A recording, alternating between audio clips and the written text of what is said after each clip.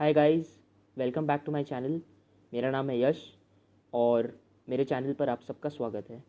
आज अपने private equity valuation के बारे में डिस्कस करने वाले हैं। So are you ready guys? So let's begin. So basically ये जो प्राइवेट इक्विटी वैल्यूएशन है that is actually a topic in the alternative investments curriculum. So basically CFA L2 में जो ऑल्टरनेटिव इन्वेस्टमेंट्स का टॉपिक है उसके अंदर एक चैप्टर है प्राइवेट इक्विटी वैल्यूएशन। तो आज अपने क्या करने वाले हैं, थोड़ा सा इस चैप्टर को इंट्रोड्यूस करने वाले हैं कि भाई private equity as an asset class आखिर होता क्या है। ठीक है, what is private equity as an asset class and what are the things that you need to keep in mind when you are studying this chapter. ठीक है, तो इन सब चीज़ों के बारे में हम लोग थोड़ा सा डिस्कशन करेंगे जिससे आपको एक हिंट मिल जाएगा कि बेसिकली इस चैप्टर में है क्या। ठीक है, so what is private equity and some things related to it. ठीक है, so let us begin with first the introduction of this chapter. Now, before you dive into anything, I just wanted to imagine that what is private equity. Let us just first understand this word, private equity. Okay, so what is private equity as an asset class? So basically private equity का मतलब होता है equities that is unlisted. तो जैसे stocks होते हैं, bonds होते हैं, कमोडिटीज़ होते हैं, तो ये सब भी तो एसेट क्लास होते हैं ना। ठीक है, वैसे ही प्राइवेट इक्विटी भी एक एसेट क्लास होता है। अभी तक जो अपने पढ़ते आए हैं दैट इज़ पब्लिक इक्विटी।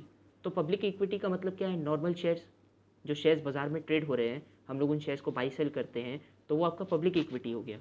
लेकिन प्राइवेट इक्विटी जो है वो एक ऐसा सेगमेंट है जिसमें जो इक्विटी में अपने इन्वेस्ट कर रहे हैं, ठीक है, दैट इज़ अनलिस्टेड इक्विटी।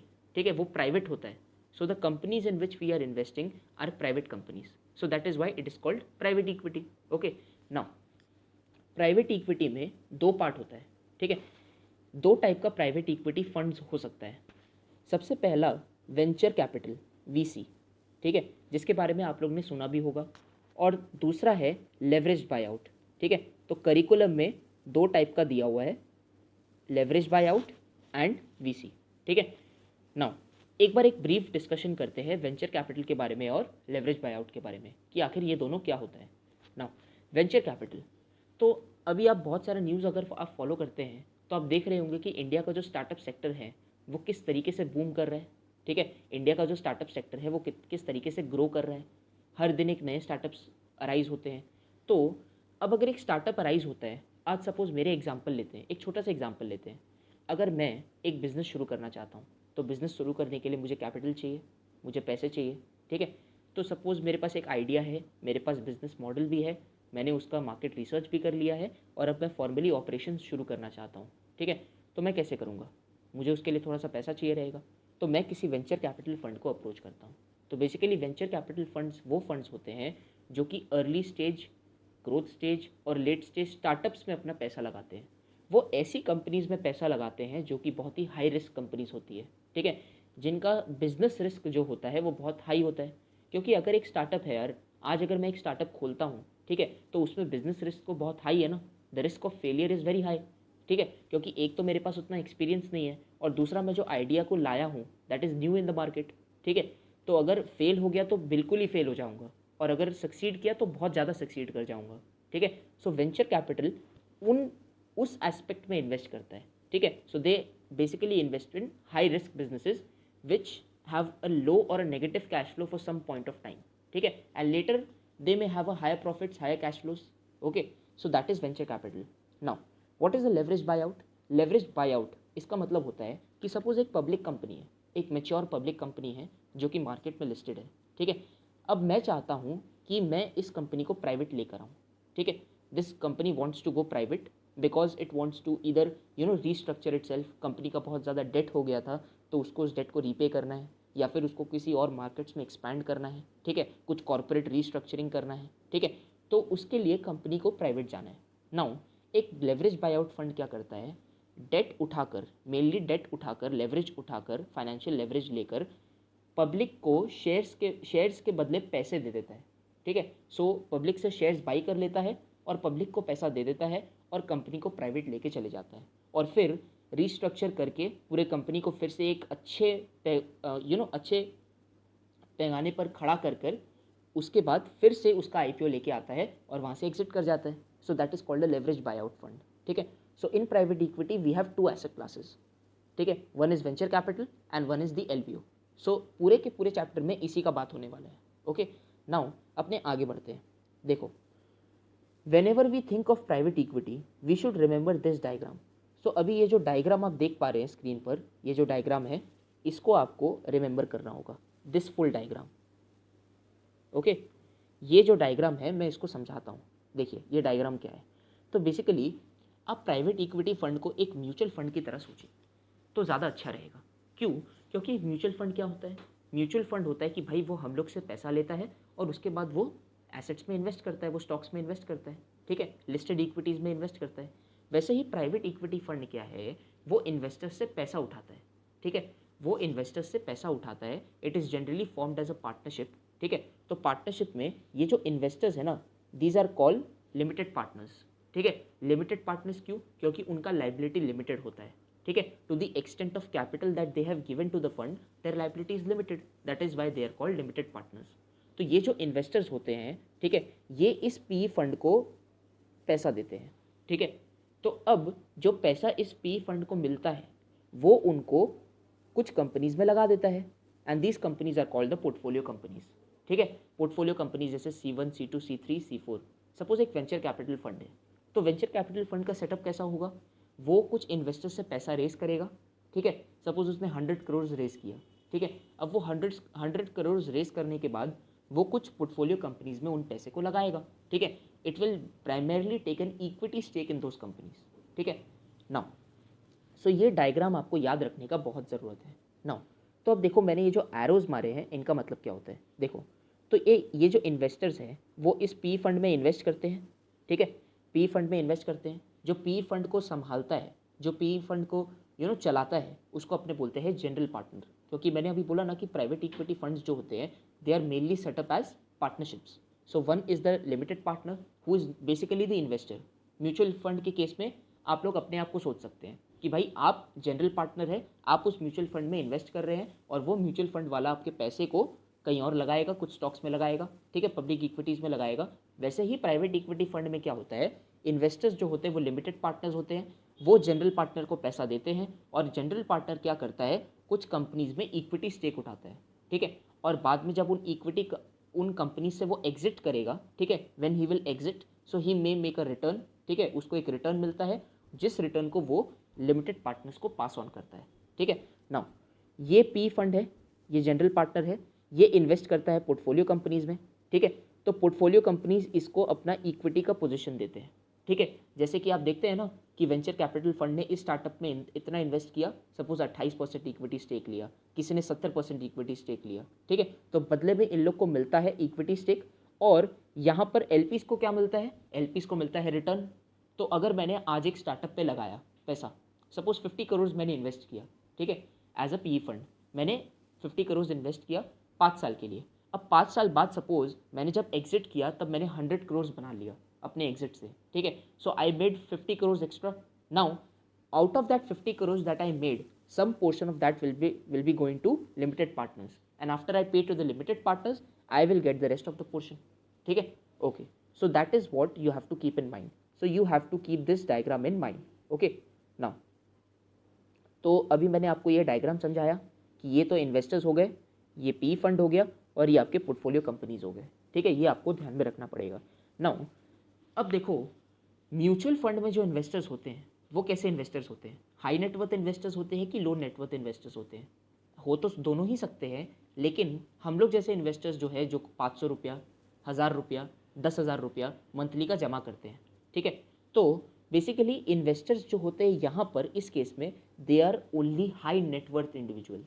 मतलब कि हर किसी को एक वेंचर कैपिटल फंड में इन्वेस्ट करना अलाउड नहीं है, ठीक है। एक वेंचर कैपिटल फंड में डायरेक्टली इन्वेस्ट करने के लिए आपको एक हाई नेटवर्थ इंडिविजुअल होना पड़ेगा जो कि क्वालिफाइड भी है, जिसके पास एक्सपीरियंस भी है, ठीक है ना, जिसके पास इंफ्रास्ट्रक्चर है, एक्सपीरियंस है और नॉलेज है, ठीक है। तो you have to be a high net worth individual, ठीक है, for participating in an venture capital fund.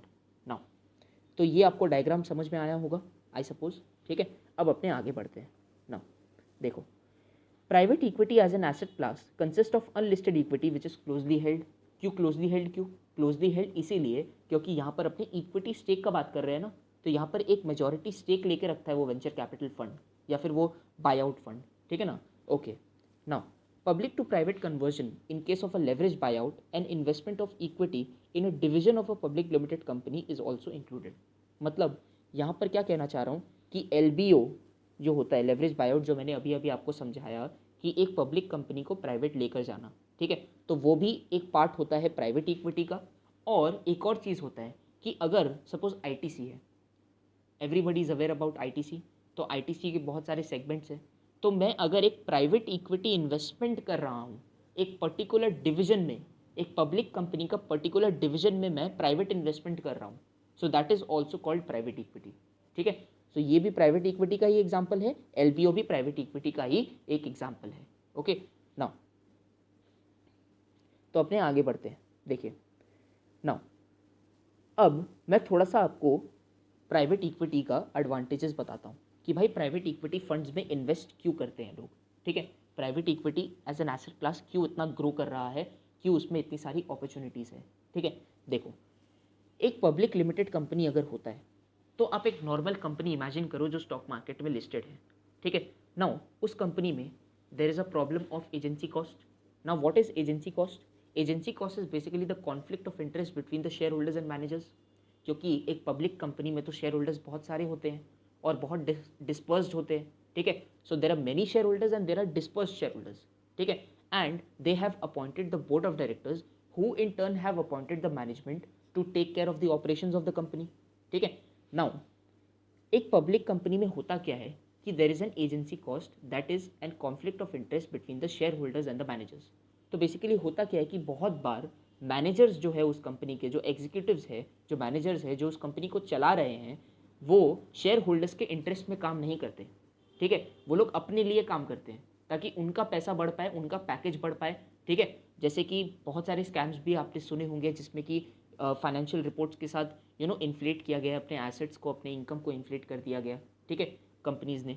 Okay, सो यहाँ पर कॉन्फ्लिक्ट ऑफ इंटरेस्ट का बहुत बड़ा प्रॉब्लम होता है क्योंकि मैनेजर सेपरेट है और शेयर होल्डर सेपरेट है, ठीक है। नाउ तो ये कॉन्फ्लिक्ट ऑफ इंटरेस्ट जो है वो पब्लिक कंपनी में कॉमन होता है, लेकिन एक पोर्टफोलियो कंपनी जिसमें प्राइवेट इक्विटी फंड ने इन्वेस्ट किया है, सपोज एक प्राइवेट कंपनी है, एक स्टार्टअप है, तो अगर मैं एक स्टार्टअप शुरू करता हूँ तो मैं उस स्टार्टअप का फाउंडर हूँ, ठीक है। सपोज मेरे पास 30% स्टेक भी है उसमें, ठीक है। अगर मेरे पास 30% स्टेक भी है, 70% मैंने वेंचर कैपिटल फंड को दे दिया, ठीक है, तब भी मेरे पास 30% तो है, ठीक है। तो वो मोटिवेशन रहता है ना मेरे अंदर कि हाँ भाई मेरे को काम करना है, मेरे को एकदम एफर्ट लगाना है, मेरे को कोई कॉन्फ्लिक्ट ऑफ इंटरेस्ट नहीं लग रहा है, ठीक है।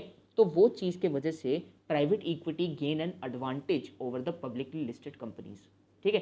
प्लस एक और चीज़ होता है कि अगर आप एक पब्लिक कंपनी हो जाते हैं, ठीक है, तो आपके लिए गवर्नेंस का इश्यूज बहुत ज़्यादा बढ़ जाता है। क्यों? क्योंकि आपको रेगुलेटरी फाइलिंग्स जमा करना पड़ता है, आपको मीडिया में बात करना पड़ता है। तो बेसिकली शॉर्ट टर्म में अगर आप कोई ऐसा डिसीजन लेते हैं जो कि आपके कंपनी के लिए थोड़ा सा हार्मफुल हो सकता है, लेकिन लॉन्ग टर्म में वो आपको एकदम बढ़िया रिटर्न प्रोड्यूस करके देगा, तो वो डिसीजन लेने पर आपको मीडिया बोलने लग जाएगी, एनालिस्ट कम्युनिटी आपके लिए गंदा गंदा चीज़ें लिखने लग जाएगी। जबकि प्राइवेट कंपनी में ऐसा कोई प्रॉब्लम नहीं है। प्राइवेट कंपनी में जो बोर्ड है वो जो चाहे वो डिसीजन ले सकता है, ठीक है। वो अगर ऐसा कोई डिसीजन लेगा कि शॉर्ट टर्म में भाई थोड़ा सा लॉस हो सकता है लेकिन लॉन्ग टर्म में जाकर वो ठीक हो जाएगा, लॉन्ग टर्म में it will produce the benefits, तो वो ऐसा डिसीजन ले सकता है क्योंकि उसके ऊपर मीडिया का प्रेशर नहीं है, उसके ऊपर एनालिस्ट कम्युनिटी का प्रेशर नहीं है, ठीक है। So these are the advantages that we have in private equity over public equity, ठीक है। तो यहाँ पर देखो होता क्या है कि अगर मैं एक स्टार्टअप शुरू करना चाहता हूँ, तो सपोज मैं एक नया एंटरप्रेन्योर हूँ, मेरे पास एक फैंटास्टिक आइडिया है, मेरे पास एक बिजनेस मॉडल है, ठीक है। तो मैं क्या कर सकता हूँ, मैं अपना कंपनी को शुरू तो कर सकता हूँ, लेकिन I lack some things. What are those things?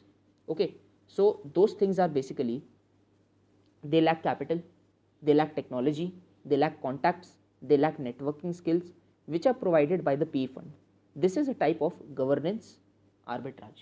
Now अब देखिए बेसिकली क्या होता है, जो मैं आपको एग्जांपल्स दे रहा था, तो यहाँ पर तो आप ये समझ गए होंगे कि जो एजेंसी कॉस्ट है वो पब्लिक लिमिटेड कंपनीज़ में होता है, लेकिन प्राइवेट कंपनीज़ में ऐसा नहीं होता है, ठीक है, क्योंकि मैनेजर्स जो है वही ओनर्स होते हैं, so they put their best efforts, ठीक है। नाउ अब बेसिकली अगर मैं एक स्टार्टअप शुरू करना चाहता हूँ, तो स्टार्टअप को शुरू करने के लिए अगर मैं सपोज एक फर्स्ट टाइम एंटरप्रेन्योर हूँ, तो मेरे पास उतना टेक्नोलॉजी नहीं है, मेरे पास बैकग्राउंड नहीं है, ठीक है। मेरे पास एक आइडिया है, मेरे पास बिजनेस मॉडल है, मैंने थोड़ा सा मार्केट रिसर्च भी किया है, लेकिन how to actually walk the talk, ठीक है, क्या क्या लोग हैं जो मेरे को मदद कर सकते हैं, हायरिंग कैसे करना है, टेक्नोलॉजी का कैसे इस्तेमाल करना है, कैसे कैसे लोगों को हायर किया जाता है, ठीक है।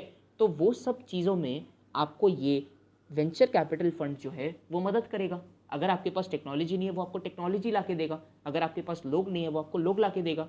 ही will help you to hire people, ठीक है। वो आपको टेक्नोलॉजी में, कैपिटल में कॉन्टैक्ट्स देंगे, आपको नेटवर्किंग स्किल्स देंगे आपको, ठीक है, आपका नेटवर्क को बढ़ाने में कोशिश करेंगे। तो ये सब स्किल्स जो है, ये सब चीज़ें जो है वो आपको एक पी फंड देता है जब वो आपकी कंपनी में इन्वेस्ट करता है। क्योंकि भाई सोचो, उसने पैसा लगाया है, ठीक है, तो पैसा लगा के मैं उसको ऐसे ही थोड़ी ना छोड़ सकता हूँ, ठीक है। I have to help him, I have to hold the entrepreneurs और द फाउंडर्स हैंड, ठीक है ना, for a while. Okay, so that is when a private company places an advantage over a public company, ठीक है, the portfolio companies that we are talking about over here, ठीक है। so there is a type of governance arbitrage। तो basically governance arbitrage क्या होता है? Governance arbitrage का मतलब ये हुआ कि भाई ऐसा देखा गया है कि जो प्राइवेट इक्विटी है वो इन सब फैक्टर्स के कारण जो मैंने अभी अभी बोला, ठीक है, वो हायर रिटर्न्स प्रोड्यूस कर सकता है पब्लिक इक्विटी से। So private equity is capable and it has produced higher returns than public equity. तो आप देखते हैं कि प्राइवेट इक्विटी फंड्स जो है, वेंचर कैपिटल फंड्स, उन्होंने कितने अच्छे अच्छे स्टार्टअप्स में इन्वेस्ट किया, जैसे ओयो हो गया, जैसे ओला कैब्स हो गया, ऊबर हो गया, ठीक है, और भी बहुत सारे स्टार्टअप कंपनीज है, और वहाँ से 200% रिटर्न्स निकाल कर जा रहे हैं, ठीक है। जैसे एक इन्वेस्टर मुझे याद है, मैं उसका नाम मैं भूल रहा हूँ, लेकिन उसने ओयो में इन्वेस्ट किया था जब ओयो शुरुआत हुआ था, ठीक है, और अब उसने 200% हायर रिटर्न कमा के वो कंपनी से निकला है। तो आप देख पा रहे कि भाई अगर ये चीज़ चमक जाता है, ठीक है, अगर वो आइडिया चल जाता है, अगर ये बिजनेस काम कर जाता है, तो आपके लिए रिटर्न का कोई कमी ही नहीं है, ठीक है। तो यहाँ पर ऐसा देखा गया है कि there is a governance arbitrage when you are dealing in private equity. Okay, now so यहाँ पर अब अपना डिस्कशन को ख़त्म करते हैं। तो आने वाले वीडियोस में हम लोग और भी बहुत सारे इंपॉर्टेंट कॉन्सेप्ट्स जो है इसके बारे में वो डिस्कस करेंगे। तो आई होप आपको ये वीडियो पसंद आया होगा। अगर आपको ये वीडियो पसंद आया तो प्लीज़ इस वीडियो को लाइक कीजिए, शेयर कीजिए और सब्सक्राइब कीजिए। Thank you very much.